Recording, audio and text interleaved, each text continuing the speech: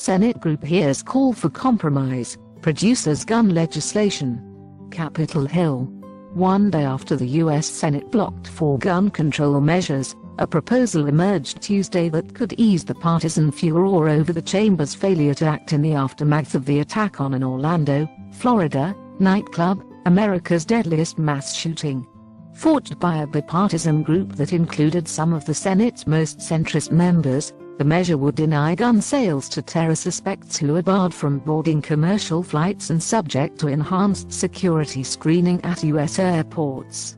It also would allow those flagged for terrorist ties to contest the government's findings and recover legal fees if a judge determines they had been placed on the terror watch list by mistake. Our goal is simple and straightforward. We want to make America safer, said Senator Susan Collins, a Maine Republican who was the proposal's lead author. Surely the terrorist attacks in San Bernardino, California, and Orlando that took so many lives are a call for compromise, a plea for bipartisan action.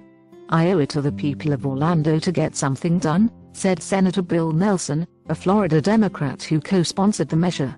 Senator Bill Nelson, a Florida Democrat, speaks during a news conference on Capitol Hill in Washington on a compromise proposal on gun control measures, the 21st of June, 2016. Senator Bill Nelson, a Florida Democrat, speaks during a news conference on Capitol Hill in Washington on a compromise proposal on gun control measures, the 21st of June, 2016. The proposal's 9 sponsors, 4 Republican, 4 Democratic and 1 Independent, appeared together at a news conference as partisan fallout continued after Monday's votes in which Republicans blocked Democratic gun reform measures and Democrats blocked Republican ones. Linked to NRA. Minority Leader Harry Reid, a Nevada Democrat, accused Republicans of being pawns of America's most powerful gun rights lobbying group. Senate Republicans proved again that, regardless of how brutal the massacre, their actions will be dictated by the National Rifle Association, Reid said. Majority Leader Mitch McConnell, a Kentucky Republican, argued that the Islamic State group would be unable to inspire domestic terrorist attacks in the United States had the Obama administration taken stronger steps to eradicate it. Why don't we get serious? ISIL is not the JV, junior varsity, team, McConnell said, using an acronym for Islamic State. It's not contained. And we need to defeat it overseas if we want to prevent more terrorist tragedies here at home.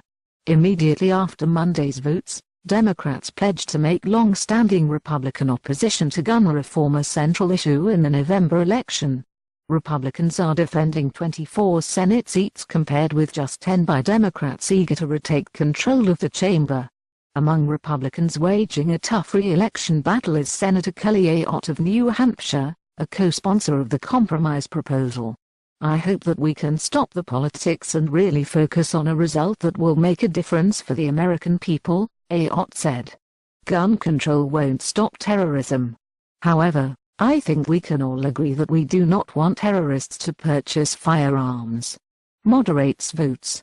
Working with Democrats on gun control will not endear Ayotte to conservative gun rights proponents, but could prove popular with independents and moderate voters who often decide close elections.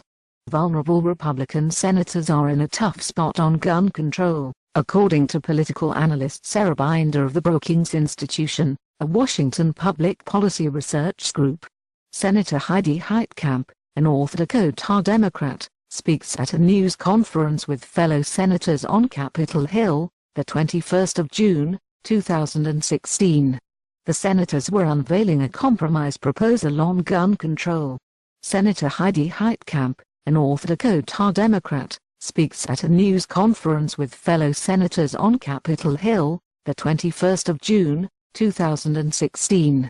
The senators were unveiling a compromise proposal on gun control. Their party largely opposes gun limits, but the average voter back home likely supports some steps, Binder said. Finding a bipartisan compromise to vote for will be important for these GOP senators in the fall. Perhaps not surprisingly, New Hampshire Democrats are giving Ayotte no credit for working across party lines. Ayotte, remains opposed to efforts to expand criminal background checks, which are necessary to prevent terrorists from simply buying weapons online or at a gun show, said New Hampshire Democratic Party Chairman Ray Buckley. Her refusal to support this common-sense measure exposes just how much Kelly Ayotte puts the gun lobby ahead of the safety of her constituents. Proponents of the compromise measure acknowledge that even if it became law, a terror suspect could avoid federal detection by purchasing firearms at venues where gun sales are not scrutinized.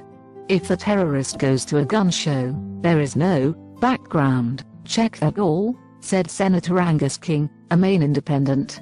That's another discussion for another day. Approval not assured. Speaking with reporters Tuesday, McConnell said he would allow a vote on the bipartisan proposal, which would need 3/5 backing to advance in the chamber. Senate approval is far from assured, according to the measure's sponsors. I'm not optimistic that Senator Collins can get 15 or 16 Republican senators to support the bill, said Democrat Nelson. Moments after the news conference ended, the NRA tweeted to its members, warning, more gun control votes coming. The lobbying group urged supporters to tell their senators, no new gun control. At the news conference, Senator Lindsey Graham, a South Carolina Republican, anticipated the NRA's move. To my friends at the NRA, I understand your concern about denying somebody the right to buy a gun, Graham said. But every right, whether speech or buying a weapon, has boundaries on it.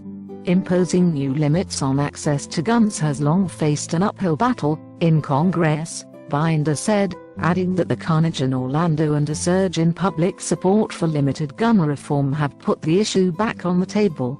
By Michael Bowman. The 21st of June, 2016.